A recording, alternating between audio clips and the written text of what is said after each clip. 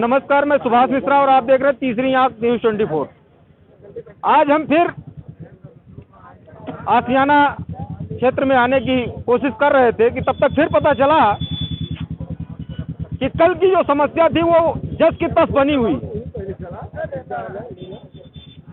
और डेली आप एक ही खबर देखें, ये थोड़ा हमको भी अच्छा नहीं लगता है।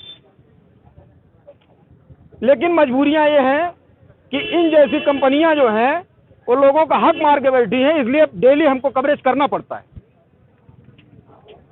9-9, 10-10 हजार लोग अगर रोड पे आ जाएंगे और खाने के लिए मोहताज हो जाएंगे तो कहीं ना कहीं कुछ तो वो करेंगे ही, जैसा कर रहे हैं। कितनी बातें रोज कही जाएं, इस कंपनी के ऑनर तक क्या ये बातें पहुंच नहीं रही, इस प्रदेश के मुखिया तक नहीं पहुंच रही, और अगर पहुंच रही हैं तो कहीं ना कहीं इस बात को दबाया जा रहा है। बिल्कुल दबाया जा रहा है। 2022 का चुनाव बहुत करीब में है, हो सकता है 2-4 दिन के अंदर घोषणा भी हो जाए। क्या उसी का इंतजार किया जा रहा है? पुलिस प्रशासन के हाथ में जब पावर आ जाएगी फिर इस भीड़ को लगने नहीं देंगे। कोरोना भी फिर से अपनी स्पीड पकड़ रहा है। इन्होंने कोरोना काल में बड़ी सेवाएं दी हैं और उसी के भुक्तभोगी हैं कि बाद में इनकी नौकरी छीन ली गई। सरकार जिस हिसाब से प्राइवेटाइजेशन का साथ दे रही है, सारी कंपनियां, सारे जो उपक्रम है सरकार के, उसको प्राइवेट करने पे तुली हुई है। तो जैसा हमने कल कहा था, आने वाला निकट भविष्य इसी तरह पूरे भारत में दिखाई पड़ेगा। ये देश हमारा जो है एक ना एक दिन ईस्ट इंडिया कंपनी की तरफ फिर से गुलाम होगा। ये कंपनियां जिसको चाहेंगी काम करवाएंगी और जिसको चाहेंगी शाम को बता देंगी कि कल से मत आइएगा। जैसा कि इनको बता दिया गया कि कल से आप यहाँ मत आइएगा, 9000 लोग को एक साथ बेरोजगार कर दिया गया। ऐसा भी नहीं बताया जाता, जब टर्मिनेशन लेटर हाथ में आ जाता है तब पता लगता है व्हाट्सएप पे। भाई साहब ने कहा व्हाट्सएप पे, केवल व्हाट्सएप पे। अब तो व्हाट्सएप पे पूरी दुनिया चल रही है। अब तो कागज की भी जरूरत नहीं। मोदी जी ने कहा कि धीरे धीरे कागज खत्म कर देंगे डिजिटल सिस्टम और डिजिटल सिस्टम कर देंगे। तो हम मोदी जी से एक चीज कहना चाहते हैं, मोदी जी खाने की व्यवस्था अगर डिजिटल हो जाती तो बड़ी अच्छी थी, लेकिन खाने कोई व्यवस्था डिजिटल है नहीं। बिना खेत में गए और बिना पैसा लिए डिजिटल हो नहीं पाएगा। ये आपकी डिजिटल इंडिया जहां है वहीं रहेगी। इनका काम नहीं चलेगा डिजिटल इंडिया से। और कोई गाड़ी जो आपकी है, जो एम्बुलेंस 108 है, वो डिजिटल इंडिया चलेगी क्या? बिना ड्राइवर के चल जाएगी? कौन सा इंजेक्शन आप लॉन्च करेंगे जो अपने आप लग जाएगा? जैसे हम पहुंचेंगे हमारी बाह में आके वो इंजेक्शन कुछ जाएगा। डॉक्टर्स की जरूरत पड़ेगी। और यही देश नहीं, हर देश में, इस विश्व में जितने भी देश हैं वहाँ डॉक्टर की सबसे ज्यादा जरूरत पड़ती है। खास तौर पे अब तो कोरोना काल है। तो आइए थोड़ा हम आपसे मुखातिब होंगे और आपकी बातों को सुनेंगे और अपने चैनल के माध्यम से सरकार तक पहुंचाने की कोशिश करेंगे, कर ही रहे हैं। मीडिया अब सरकार अपने कान में तेल डाल के बैठ गई है तो हम क्या कर सकते हैं? हम ही नहीं, कोई नहीं कुछ कर सकता है। सोते हुए को जगाया जाता है। अगर कोई जाग के सोने की का नाटक कर रहा हो, दिखावा कर रहा हो, तो उसको जगाया नहीं जा सकता। और शायद ये सरकार जागते हुए सोने का नाटक कर रही है। और इन लोगों ने अगर नाटक कर दिया 2022 में तो 5 साल सोना पड़ेगा। कुर्सी हिल जाएगी ऐसे, और हिलती नजर आ रही है। जितने भी सर्वे आ रहे हैं, भाजपा पीछे ही जाती नजर आ रही, क्योंकि कहीं ना कहीं हर, जैसे आज लखनऊ इको गार्डन आपको दिखाई पड़ता है भीड़, ऐसी ही भीड़ हर जिला, हर तहसील में आपको दिख जाएगी बेरोजगारों की। बिल्कुल। कल हमने एक बात कही थी कि 80,000 रुपया लेके और 25,000 की डीडी दी जा रही है। ये घोटाला कब उजागर होगा? ये भी तो घोटाला हो रहा है। अब बुलडोजर में या तो तेल खत्म हो गया या तो पंचर हो गई है। बाबा जी तेल डलवाइए, अब बुलडोजर चलाइए, क्योंकि इन जैसी कंपनियां जो लूटने पे आमादा हैं और भविष्य बर्बाद करने के लिए तैयार हैं लोगों का। अगर ये कंपनियां नहीं रहेंगी तो शायद इनका भविष्य बन जाए और संवर जाए। आइए थोड़ी बात करते हैं। नमस्कार भाई साहब। नमस्कार। हम लोग यहाँ लगातार आप देख रहे हैं पूरी ठंड, कल पूरे दिन बारिश होती रही, फिर भी हम लोग यहाँ न्याय मांगते रहे कि हमको अंदर जाने दिया जाए, बात किया जाए, क्योंकि सरकार कहती है आप कंपनी के कर्मचारी हो। अगर हम कंपनी के कर्मचारी हैं तो हमको कंपनी से वार्ता करने दिया जाए। तो सरकार से आपने ये नहीं पूछा कि आप ही तो सब चीज़ प्राइवेट कर रहे हो?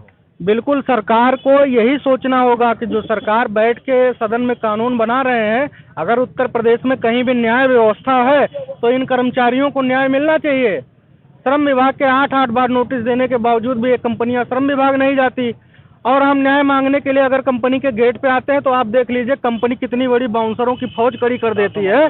और इतना ही नहीं, ऊपर से पुलिस की व्यवस्था लगा दी जाती है कि आप न्याय भी ना मांगने पाओ, कि जाके अंदर से आपको न्याय भी मिल जाए। अरे ईस्ट इंडिया कंपनी में से तो इससे अच्छा था। कम से कम वहाँ लोग जाते थे, यहाँ तो बाउंसर लगाए जाते, उसके ऊपर से पुलिस का घेरा खड़ा किया जाता कि आप न्याय मांगने भी अंदर ना जा पाओ। आतंकवादी है क्या? अब पता नहीं हम किस ग्रह से आए हैं, हम उत्तर प्रदेश के नागरिक हैं या नहीं हैं, ये तो सरकार को सोचना पड़ेगा। सरकार के अफसर बैठ के वहाँ राम राज्य की जो परिभाषा बता रहे हैं मोदी जी को। अच्छा, आपकी भर्ती कब हुई थी इस कंपनी में? हमारी भर्ती 2012 में हुई थी। तब तो आप अखिलेश के सरकार में होते, इनके आदमी नहीं है, आप यही सोच रहे हैं, हमको लग रहा है। आज बात समझ में आई। अधिकतर लोग हमको लगता है 2017 के पहले के होंगे। तो हम कहेंगे अपने छायाकार से कहेंगे थोड़ा इनकी बात दिखा दिया जाए। क्यों आप लोग कब की भर्ती है आप लोगों की? 2017 के पहले की। हाँ, तभी निकाल दिया गया कि अखिलेश ने जिसका नाम रखा वो नाम बदल देंगे, जिसको नौकरी दिया वो नौकरी से निकाल देंगे। हम सरकार के खिलाफ नहीं हैं, लेकिन नीतियों के खिलाफ जरूर हैं। वैसे हमें किसी राजनीति से कोई मतलब नहीं है।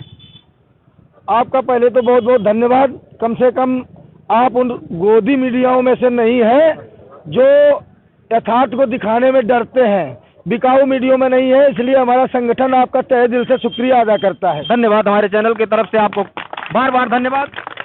अब मैं आपसे कहना चाह रहा हूँ कि इन एम्बुलेंस की लॉन्चिंग ही अखिलेश जी के समय में हुई थी, इसीलिए तो निकाल दिया गया। और जब हमने सेवाएं दी थी, जब अभी महामारी आई थी, तो हमने किसी भी व्यक्ति से उसकी जाति नहीं पूछी, उसका धर्म नहीं पूछा, उससे उसका दल नहीं पूछा। हमारा केवल एक कार्य था, अगर वो पीड़ित है, कोरोना संक्रमित है, अगर एक्सीडेंट में उसका एक्सीडेंट हुआ है, तो हमने केवल मानवता के नाते उसकी सेवा की है। हम किसी दल के नहीं हैं, हमने सरकार की गाइडलाइंस पे कार्य किया है। इसलिए माननीय मुख्यमंत्री जी से निवेदन करना चाहूँगा कि ये वो नवयुवक है उत्तर प्रदेश के जो महामारी से नहीं डरे, उनके आंसू नहीं निकले, लेकिन इस भ्रष्ट ईस्ट इंडिया कंपनी ने इनके साथ वो अत्याचार किया है कि इनके फूट फूट के आंसू निकल रहे हैं। आज इनके बच्चे शिक्षा के लिए मोहताज हो गए, इनके परिवार में 2 जून की रोटी नहीं चल पा रही है। क्या आपको शासन प्रशासन में बैठे उन अधिकारियों को, स्वास्थ्य महकमे के बड़े बड़े अधिकारियों को इनका दर्द नहीं दिखाई पड़ता?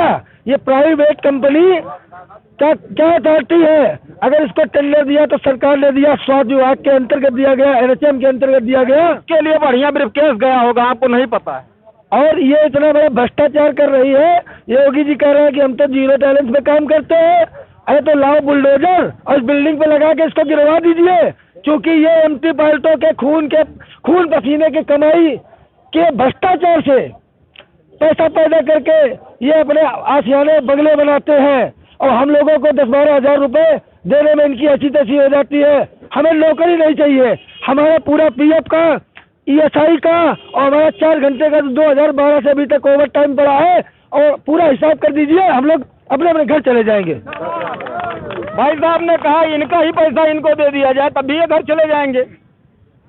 अगर इस कंपनी तक ये बातें पहुंच रही हैं तो इनको नौकरी नहीं चाहिए, नौकरी नहीं मांग रहे हैं। हमें नौकरी नहीं, हमारा हिसाब इनका पैसा दे दीजिए, कम से कम जाके गांव में कोई रोजगार तलाश लेंगे, कहीं छोटी सी दुकान कर लेंगे और अपने बीवी बच्चों को के खाने की और उनके पढ़ने की व्यवस्था कर सकेंगे, बच्चों की। पकौड़ा ही बनाएंगे उसके। योगी जी, मोदी जी ने तो बार बार कहा पकौड़ा तलिए, पकौड़ा तो भैया पकौड़ा तलेंगे कहाँ से? सिलेंडर 1000 का है, सिलेंडर 1000 का है और सरसों तेल भी 200 है, 200 पार है। चलिए गलती हो गई, 200 के पार है। तो कौन पकौड़ा तलेंगे किससे? पानी से? अब पकौड़ा तलने का भी टाइम नहीं रहेगा, क्योंकि इतना महंगा तेल और रिफाइन है कि हम लोगों के बस की बात नहीं है। लेकिन आपके चैनल के माध्यम से जितने भी राजनीतिक दल हैं, नवयुवकों को गुमराह करते हैं, अब ये नवयुवक जागृत हो गया है। ये मंदिर मस्जिद जात धर्म पे विभाजित नहीं होगा। आपको शिक्षा, रोजगार और स्वास्थ्य की बात करनी पड़ेगी। जो शिक्षा, स्वास्थ्य और रोजगार प्रदान करेगा नवयुवकों को, वही देश और प्रदेश में राज्य करेगा। अरे भाई साहब ने कहा शिक्षा, तो आइए इको गार्डन ले चलते हैं आपको। देखिए जिन्होंने 3-3 लाख 4-4 लाख रुपया देकर डिग्रियां हासिल की, वो बेचारे कैसे पढ़े हैं वहाँ। हर जगह सिर्फ नौकरियां बेची जा रही है। अगर आपके बस की बात नहीं है नौकरी देना, तो डिग्रियों पे रोक लगा दीजिए। डिग्रियों पे अगर रोक लगा देते तो शायद इन बेरोजगारों की फौज न खड़ी होती। कोरोना का नाम देकर डिग्रियों पे तो स्कूलों को बंद कर देते हैं, कहाँ पढ़ाई करने? छोटे छोटे बच्चों को रोक देते हैं और रात में 11 बजे कर्फ्यू लगता है, पता है, सुबह 5 बजे तक, क्योंकि रात में ही शायद रैलियों में कोरोना नहीं आता है। शायद कोरोना रात में ही निकलता है टहलने के लिए। हो सकता है। हिंदुस्तान बहुत आला देश है, इसमें कुछ भी हो सकता है। यहाँ पुरुष बच्चा दे सकता है, तो अब इसके बाद क्या कह सकते हैं हम? कंपनी का ये भ्रष्टाचार है। ये कंपनी इतनी अच्छी है, बार बार हमने कहा यहाँ पुरुष बच्चे भी देते हैं। कंपनी अब साढ़ों को भी बच्चा पैदा करवाएगी। भाई साहब ने कहा साढ़ को भी होगा, हो सकता है। साढ़ पुरुष को हुआ तो साढ़ों को भी होगा। आप शायद समझ नहीं पाए, साढ़ पे बच्चा पैदा कराने की टेक्निक बदल गई है, इसलिए वो एम्बुलेंस आ गई है बैटरी वाली है। नहीं समझ पाए, अभी भी नहीं समझ पाए। कारण क्या है? इस सरकार ने इनको इसलिए टेंडर दिया कि आज तक इन्होंने कई बार बच्चे पैदा कराए पुरुषों के, तो सोचा इस सरकार ने कि साढ़ों की समस्या बार बार आ रही। लोग कह रहे हैं कि इस सरकार ने साढ़ छोड़ दिए, साढ़ छोड़ दिए, तो योगी जी ने अपने बचाव में सोचा कि ये कंपनी पुरुषों को बच्चा करा रही है, हो सकता है साढ़ के भी बच्चे होने लगे और दूध निकलने लगे, तो ये किसान जो है छोड़ेंगे नहीं। आप समझे नहीं बात को? इसलिए टेंडर दिया कि जीबी के EMRI कंपनी जो है, अगर पुरुष को बच्चा करा सकती है तो साढ़ को भी कराएगी, और अगर साढ़ बच्चा दिया तो दूध भी देगा। तो निकट भविष्य में ये जो इनके ऊपर लांछन लगता है भाजपा सरकार पे कि इन्होंने ही साढ़ छुड़वाया है, तो कम से कम इससे मुक्ति मिल जाएगी। समझे आप? ये टेक्निक है। सब चीज हम नहीं समझ सकते, कुछ चीजें नेता ही समझते हैं। नेताओं की बात तो साहब आला है। अब एक काम करने कह दो नेताजी को, सफेद कुर्ता सफेद पजामा हो, उसके अंदर सफेद मोजा भी पहनते हैं, कहीं हल्का भी काला नहीं रहता है। अब दिल काला है, क्या कर सकते हैं, वो तो दिखता नहीं है। और बायोडाटा अगर पूछा जाए नेताजी का करते क्या है, तो लिखते हैं जानते हैं क्या? समाज सेवा।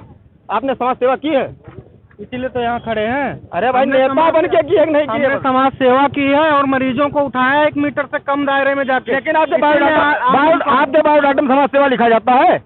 नहीं। अरे हमारी डिग्री बिल्कुल नहीं लिखा जाता, लेकिन ये जनता को दिखाई पड़ता है। जिनकी गोद में हमने उठा के भर्ती कराए, वो जनता आवाज उठाएगी। आज हमारे गांव के लोग हमारा समर्थन। भाई साहब ये हिंदुस्तान है। सुनिए, ये हिंदुस्तान है। यहाँ 24 करोड़ की आबादी है और आपने 24 करोड़ लोगों की जान बचाई है। अगर उनमें जरा भी शर्म है तो आपकी बात को उठाए। बिल्कुल वही मैं कंपनियों को उभार के बाहर में उठा के अस्पताल में भर्ती कराया है, तो वो हमारे लिए आवाज उठाएंगे। भारतीय मजदूर संघ, जो कि इसी भारतीय जनता पार्टी का अंग है, और हमारे समर्थन में आज हाईकोर्ट में रिट भी दाखिल कर दिया कि सरकार गलत कर रही है हमारे साथ। सरकार को हमारे साथ न्याय करना चाहिए, हमारे साथ गलत हुआ है, ऐसी भ्रष्ट कंपनी पर कार्रवाई होनी चाहिए। तो कहीं न कहीं न्याय जिंदा है उत्तर प्रदेश में, तो इन कर्मचारियों को न्याय जरूर मिलेगा। अन्यथा न्याय व्यवस्था अगर कर्मचारियों को नहीं है, तो ये कर्मचारी भी न्याय व्यवस्था को लाके खड़ा करेंगे यहाँ चौराहे पे, तब तक नहीं हटेंगे जब तक इनको न्याय नहीं मिलेगा। चलिए धन्यवाद। तो ऐसी तमाम खबरों को लेके आते रहेंगे और हम आपसे मुखातिब होते रहेंगे। आइए भाई साहब, कुछ कहना चाहते हैं? आपने नेताओं की बात की, तो मैं सिर्फ दो लाइनें कहूँगा, ज़्यादा नहीं कहूँगा, कि हमारे बहुत से साथी ऐसे हैं जो कोविड काल में शहीद हो गए जी। और सरकार ने 50 लाख का वादा किया और कुछ को 5-5 लाख दिए, कुछ को दिए भी नहीं है। वो तो हमारा पैसा कटा है, उसमें से दिया था। तो मैं उनके लिए कहना चाहता हूँ, विशेषकर नेताओं के लिए, सरकारों के लिए, कि वो सुन लें कि तुमने 5-5 लाख दिए हैं, तुमने 5-5 लाख दिए हैं उन वीरों की विधवाओं को, तुमने 5-5 लाख दिए उन वीरों की विधवाओं को, और सोचा है कीमत लौटा दी उन वीर प्रसूता माओ को।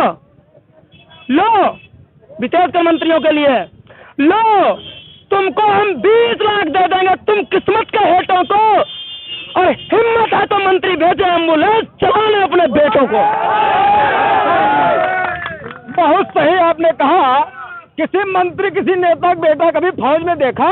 नहीं, तभी कह रहा हूँ, हिम्मत है तो भेज। हम तो यही पूछना चाहते हैं इन सफेद पोस्ट नेताओं से कि किसी नेता ने अगर अपने बच्चे को उसमें फौज में भर्ती कराया हो, एक भी नेता का बच्चा अगर कहते कि मैं अपने बच्चे को फौज में भेजता हूँ, कोई नेता कहते एम्बुलेंस में मैं उस दिन से माइक रख दूंगा और उस नेता की गुलामी करूंगा, उसका पैर जरूर धुलूंगा। लेकिन नहीं, चलो मैं देख रहा हूँ, कोई लड़का होगा तो ले आएगा। नेता है साहब, मलाई मिलती है सफेद कपड़ा पहनने में। हाँ? अभी जल्दी ही एक वक्तव्य आया था सचिवालय से कि अग्नि स्नान करने के बाद कोई नेता होता है और विधानसभा पहुंचता है। तो अगर ऐसा अग्नि स्नान होता है तो हमको नहीं चाहिए ऐसे अग्नि स्नान, ऐसे नेताओं को जो हमारी बात न कह सकें। हमारी बातों को अगर न कह सके तो उस नेता की जरूरत इस देश में नहीं है और होनी भी नहीं चाहिए। गरीब रोड पे मर रहा है खाने के लिए, 2 जून की रोटी नहीं है, और नेताजी बढ़िया पकवान खा रहे हैं, मलाई खा रहे हैं, रबड़ी खा रहे हैं। 2.5 लाख के तोते पाले बैठे हैं। 2.5 लाख शायद इन गरीबों को मिल जाए तो इनकी जिंदगी संवर जाए। और नेताजी क्या 2.5 लाख का तोता है? कालीन आती है। अभी आप पूछ लीजिए किसी नेता से, कालीन कहाँ से आएगी? बहुत अच्छा नाम, कहीं इटली से मंगाए, इंडिया में नहीं बनती है कालीन, इटली से मंगाए हैं। काम क्या करते हैं? तो सेवा करते हैं, समाज की सेवा। अरे कौन सी सेवा है भाई जिसमें 2.5 लाख की 4 लाख की कालीन आ रही है इटली से, 1 करोड़ की गाड़ी आ रही है, और गरीबों की बात कोई नहीं सुन रहा है। तो सुनिए नेताजी, अगर नहीं सुनेंगे तो ये जनता जो है एक दिन इसी कुर्ते को फाड़ के और मजनू बना के टहलाएगी इन्हीं रोडों पर। बिल्कुल। तो इस तरीके एक कानून व्यवस्था पे भी हम थोड़ा कहना चाहते हैं कि जो पुलिस वाले आज यहाँ खड़ा होकर तमाशा देख रहे हैं गाड़ियों में बैठ के, और उनकी जगह यहाँ बाउंसर खड़े होकर अन्याय करवा रहे हैं, अगर वो भी नहीं जगे तो एक दिन उनका भी प्राइवेटीकरण होगा और यही बाउंसर फिर 1-1 रुपए किराए के बाउंसर आएंगे न्याय दिलाने। फिर पूछना उत्तर प्रदेश की जनता कहाँ न्याय नहीं मिले। आज अगर इन कर्मचारियों के लिए आपने आवाज नहीं उठाई, इन्हें न्याय नहीं मिला, तो कल सबके ऊपर यही समस्या आने वाली है। अरे ये पुलिस वाले भी कभी कोरोना पॉजिटिव रहे होंगे और आप ही लोगों ने उठाया होगा। अगर लखनऊ के, अगर उनमें जरा भी शर्म है तो आपके साथ खड़ा होना चाहिए। बिल्कुल। इसी लखनऊ के एडिशनल कमिश्नर साहब को मैंने भर्ती करवाया, उनका खुद का बेटा उनके साथ नहीं गया, उनके बेटे ने बैग उठाकर गाड़ी में नहीं रखा, तब हमने उन्हें उठाकर शिफ्ट किया और हॉस्पिटल तक ले गए। भाई साहब को दिखा रहे हैं। हमारे पिताजी ड्यूटी करते करते मैं पॉजिटिव हो गया, उसके बाद मेरे पिताजी पॉजिटिव हो गए, और जब मेरे पिताजी एक्सपायर हो गए, मैं ड्यूटी कर रहा हूँ जी। आज हमारे साथ ये हो रहा है। ठीक है, बलिदान बाहर कर दिया। जितने लोगों ने बलिदान दिया था उनका कहीं पर नाम नहीं है। कई बार हम कह चुके हैं कि जो बलिदानी नेता थे उनका कहीं नाम नहीं है। चंद्रशेखर आजाद वगैरह का कोई नाम लेने वाला नहीं है। ठीक है, नाम उनका लिया जाता है जो बाद में कुर्सियों पर बैठ गए, उनके नाम से पार्क बने हुए हैं बड़े बड़े। हम नाम नहीं लेंगे किसी का, जनता समझदार है, समझ जाएगी। कोरोना योद्धा तो नहीं, इसी बातों के साथ हम अपनी बातों को समाप्त करते हैं और इन तरीके की तमाम खबरों को लेके आते रहेंगे। आप हमारे चैनल को लाइक शेयर सब्सक्राइब करना ना भूलें। आप देख रहे थे सुभाष मिश्रा के साथ तीसरी आग न्यूज़ 24। धन्यवाद।